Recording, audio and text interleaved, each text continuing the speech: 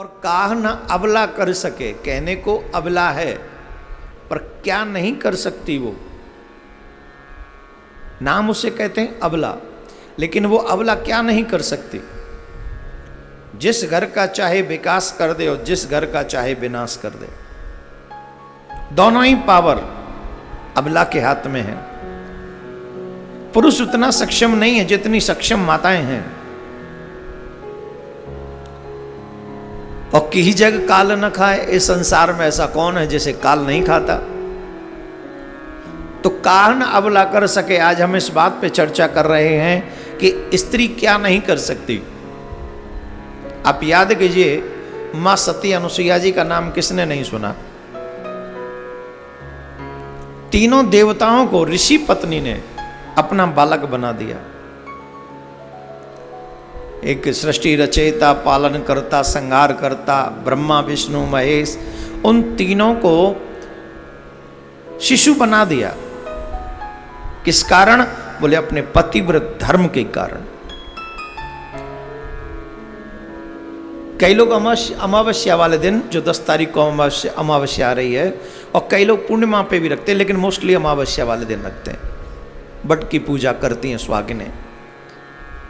तो मैं चाहूंगा कि थोड़े से उन नियमों को आप समझें। अगर माताएं बहन इन नियमों के साथ में अपने गृहस्थ का संचार करें, काल की भी सामर्थ्य नहीं कि बेसमय आकर आपको डिस्टर्ब कर सके। मैं 2 उदाहरण यहां पर आपको दूंगा, 2 कहानियां आज सुनाने जा रहा हूं। ये दोनों सुनेंगे तो आपका हृदय संतुष्ट और संतुलित रहेगा। जो माताएं बहन चाहती हैं कि हमारा सुहाग अमर रहे, अमर मीन्स दीर्घ आयु रहे। अमर, आजकल वो अमृत वाले अमर तो हो नहीं सकते ना, वो तो देवताओं को भी सौभाग्य नहीं है प्राप्त। वो दीर्घकालीन, वो इंद्र भी बदलते रहते, देवता भी बदलते रहते हैं। तो जो माताएं बहन चाहती हैं कि उनका सुहाग दीर्घकालीन उनका साथ दे, जन्म जन्म तक उनका साथ दे, उन माता बहनों को ये वट सावित्री व्रत अवश्य रखना चाहिए। ज्येष्ठ मास की अमावस्या के दिन माताएं इस व्रत को करती हैं। और इस व्रत से मैं एक विशेष बात ये कहूंगा, थोड़ी सी भी मर्यादा का पालन अगर आप कर लेंगे तो आपको बहुत बड़ा फल इसमें मिलेगा, बहुत बड़ा। वो इस कहानी के माध्यम से आप सुनिए। एक राजा थे और उस राजा के संतान नहीं थी। अश्वपति उस राजा का नाम था। जब संतान नहीं थी तो उनका हृदय दुखी था। तो 2 ब्राह्मणों को, विद्वानों को बुलाया कि बोले महाराज, हमारे घर में संतान नहीं है, हम क्या करें। तो ब्राह्मणों ने उनकी जन्म कुंडली देखी, उनकी पत्नी की देखी, स्थिति को समझा। तो उन्होंने कहा, राजन आप चिंता मत करिए, आपके घर में एक पुत्री होगी, आप घबराइए नहीं, आपको संतान की प्राप्ति होगी, आपके घर में पुत्री होगी। ऐसा ब्राह्मण विद्वानों ने उनसे कहा। समय व्यतीत हुआ और वो सुंदर समय भी आया जब उनके घर में एक पुत्री हुई। वो बड़ी सुंदर, बड़ी सुशील थी। ब्राह्मणों ने उस पुत्री की जन्म कुंडली बनाई और बनाने के बाद में देखा, देखने के बाद बताया कि पुत्री तो बड़ी सुंदर है, पर राजन एक समस्या है। बोले क्या समस्या है? शादी के 1 वर्ष बाद ही इसका पति इसे छोड़कर चला जाएगा, इसके पति के प्राण निकल जाएंगे, ये विधवा हो जाएगी। एक तरफ तो पुत्री होने का सुख था, दूसरी तरफ ब्राह्मणों ने ये भी बता दिया, तो वो दुख होने लगा। धीरे धीरे वो समय व्यतीत हुआ, और जब धीरे धीरे समय व्यतीत हुआ, वो सुंदर समय भी आया जब वो नेत्र बड़ी होने लगी, बड़ी सुंदर थी। उसका नाम सावित्री रखा गया। जैसे चंद्रमा दिनों दिन अपनी कलाओं में बढ़ता चला जाता है, वैसे ही वो कन्या भी प्रतिदिन बढ़ती चली गई। अब राजा को ये चिंता होने लगी कि इसके योग्य वर कहाँ मिले। जिसकी जवान बेटी होती है उसे एक ही चिंता रहती है कि मेरी बेटी को सुख देने वाला पति कहाँ मिलेगा। ये चिंता स्वाभाविक है। तो राजा को ये चिंता थी कि मेरी बेटी के योग्य वर कब मिलेगा, कहाँ मिलेगा। तो उसने एक दिन सावित्री को ही बुलाया और सावित्री से कहा, सावित्री एक काम करो, तुम अपने योग्य वर ढूंढने के लिए स्वयं जाओ। जहां भी तुम्हें तुम्हारे योग्य वर मिले तुम हमें बता देना, विवाह हो जाएगा। तो कुछ मंत्रियों के साथ में वो सावित्री वर की तलाश में गईं, वर को ढूंढने के लिए गईं। और जब वर ढूंढने के लिए वो गईं, बड़े बड़े लोग दिखाई पड़े, राजघराने के ऋषि संत महात्मा इत्यादि बहुत, परंतु सत्यवान वन में थे उस समय। लकड़ी सर पे उठा के ला रहे थे। सत्यवान को आता हुआ देखा, राजकुमारी ने निश्चय किया और वापस आ गए। जिस समय वो अपने महल में वापस आई उस समय देवर्षि नारद भी वहां पर विराजमान थे। देवर्षि नारद को आदर पूर्वक प्रणाम किया सावित्री ने, पिता को भी आदर पूर्वक प्रणाम किया। राजा ने पूछा, पुत्री तुम्हें तुम्हारे योग्य कोई वर मिला क्या?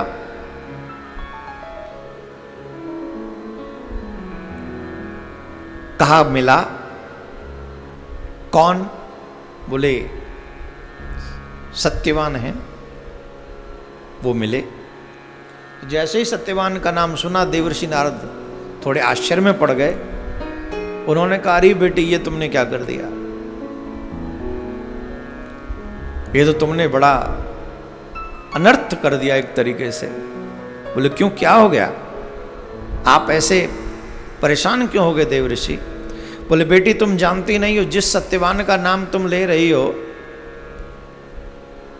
उसके पिता, वो भी राजा थे, लेकिन शत्रुओं ने उनका राज्य छीन लिया और वो वन में वानप्रस्थ का आश्रम जी रहे हैं, ग्रस्त वानप्रस्थ सा जीवन जी रहे हैं और अपने पुत्र अपनी पत्नी के साथ वन में ही रहते हैं। तो उनका राज्य तो छीन चुका है। और ये भी कोई बात नहीं है, इससे भी बड़ी बात तो यह है कि अब यहां से आगे उसका जीवन ही मात्र 1 वर्ष का बचा है। और ये स्पष्ट कर दिया था, ये स्पष्ट कर दिया था देवर्षि नारद ने कि अब यहां से आगे जो उसका जीवन है वो 1 वर्ष का है। बावजूद इसका, अब राजा ने सुना, राजा भी बात तो पहले ही सुनी थी कि विवाह के 1 वर्ष बाद ही, फिर भी राजा ने कहा कि बेटी तुम कोई और ढूंढ लो। तो सावित्री ने कहा कि मैं भारतीय कन्या हूं और भारतीय कन्याएं अपने जीवन में एक पति को ही स्वीकार करते हैं, और जिसे मेरा मन स्वीकार कर चुका है अब इसलिए तो नहीं छोड़ सकती कि उसकी आयु सिर्फ 1 वर्ष है। दृढ़ निश्चय है कि मैं उन्हीं के साथ विवाह करूंगा। पिता ने अपनी बेटी की भावना का आदर किया और अपनी बेटी का विवाह सत्यवान के साथ कराया। बड़े सुंदर तरीके से दोनों को विदा किया और दोनों राजकुमारियों के वन में रहने चली गई। पिता चाहते तो महल बनवा देते, पिता चाहते तो क्या नहीं, इकलौती बेटी के लिए क्या नहीं कर सकता, वो भी एक राजा। लेकिन बेटी ने कहा जो मेरे पति जिस स्थिति में है मैं उनके साथ वैसे रहूंगी। इसको कहते धर्मपरायण स्त्री। कान अबला कर सके, अबला क्या नहीं कर सकती, सुनिएगा इस कथा में। भारतीय संस्कृति को ऊंचाई पर ले जाने वाली ये कथा है, जहां बड़े बड़े देवता भी ऐसी देवी के आगे नतमस्तक हो जाते हैं। वो जानती थी उनका पति लकड़ी काट के लाता है, बेचता है, उससे जीवन चलता है। धीरे धीरे वो समय गया, 1 बरस निकलने में समय भी नहीं लगा। लेकिन जब वो बरस पूर्ण होने वाला था तो सावित्री ने क्या किया, 3 दिन पहले, मैं 4 दिन पहले से ही, 4 दिन पहले से ही उस सावित्री ने व्रत करना प्रारंभ किया, पूजा करना प्रारंभ किया। और पूजा प्रारंभ की, संयम रखा, नियम का पालन किया, ब्रह्मचर्य का पालन किया और अपने आराध्य को मनाने में लगी रही। उस दिन उसके पति कहने लगे कि मैं लकड़ी लेने जा रहा हूं। तो सावित्री बोली मैं भी आपके साथ चलूंगी।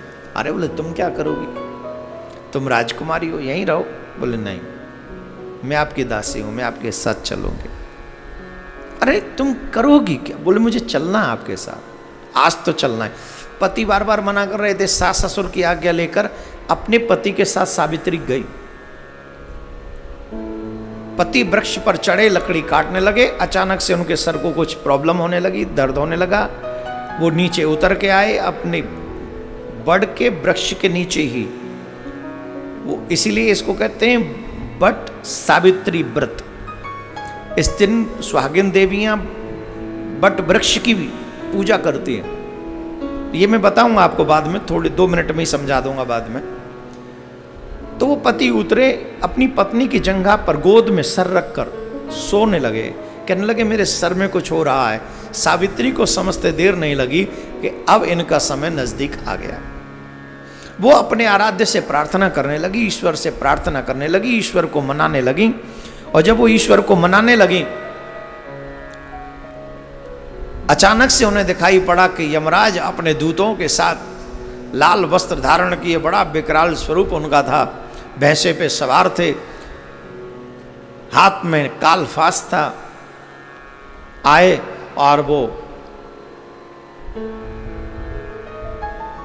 सत्यवान के प्राणों को निकालने लगे। तो सावित्री ने उनको प्रणाम किया और पूछा आप कौन हैं? बोले मैं यमराज हूं। तो सावित्री ने प्रश्न किया, मैंने तो सुना था कि आपके दूत आते हैं प्राण लेने के लिए, आप कैसे आए?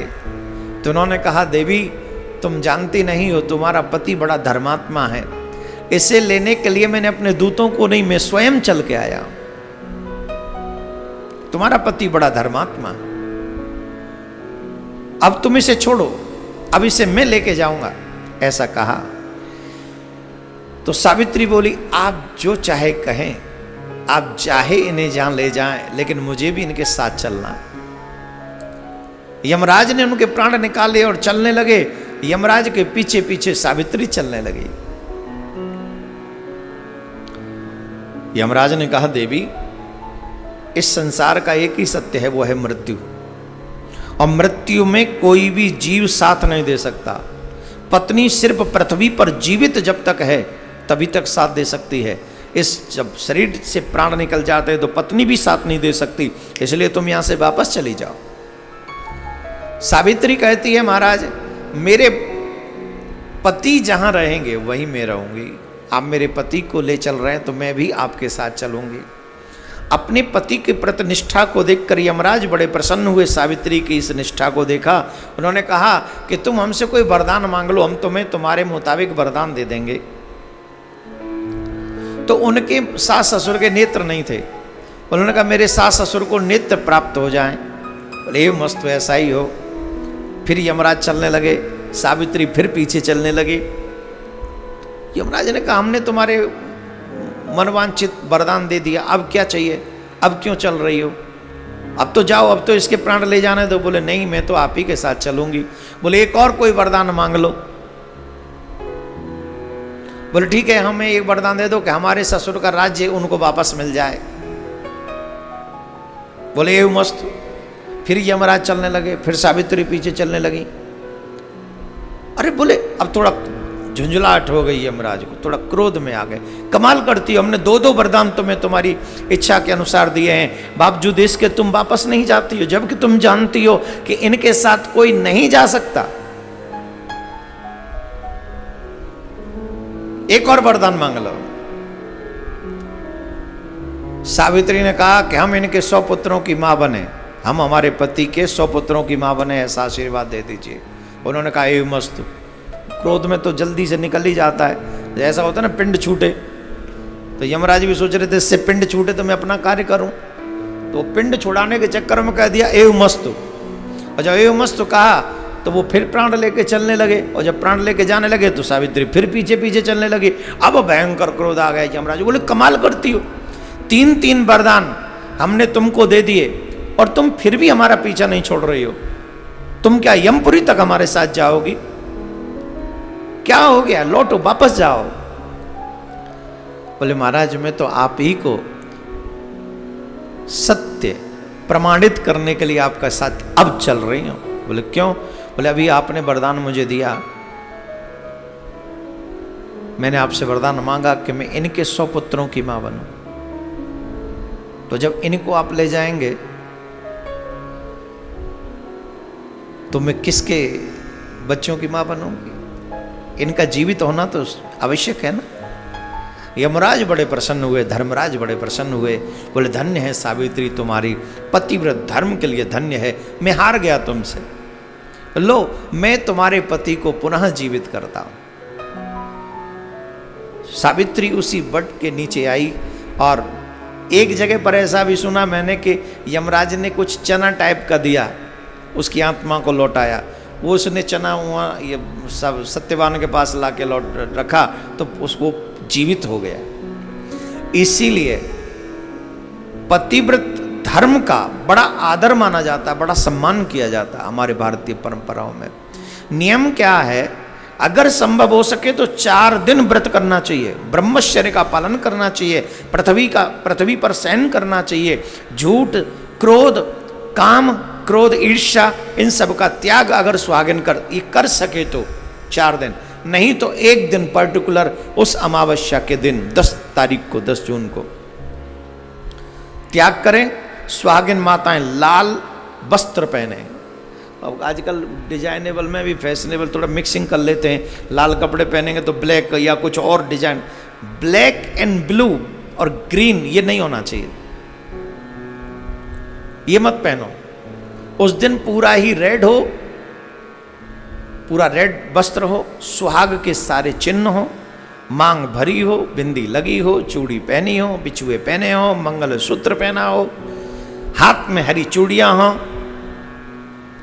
और तब जाकर बट वृक्ष की पूजा करनी चाहिए। अगर बट वृक्ष न ला सको, वहाँ ना बट वृक्ष ना हो तो वहाँ से कोई वो जो डाली वगैरह होती है वो ले आएं और उसकी पूजा वहाँ करें, और चने अवश्य उस पर थोड़े से चढ़ाएं।